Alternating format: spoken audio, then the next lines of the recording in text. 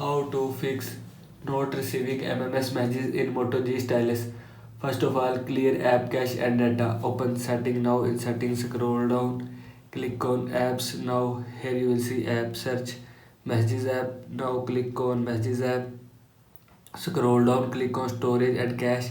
Now here you will see clear cache and clear storage, and if you want to clear cache then click on clear cache, and if you want to clear storage then click on clear storage and click on delete. After click on delete, this app data included files and settings will be permanently deleted from this device. Now go back.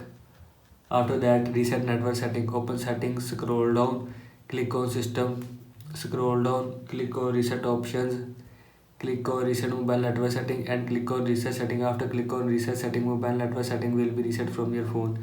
This is how you can fix not receiving MMS messages in Moto G Stylus. I hope so you like this video, and thanks for watching this video.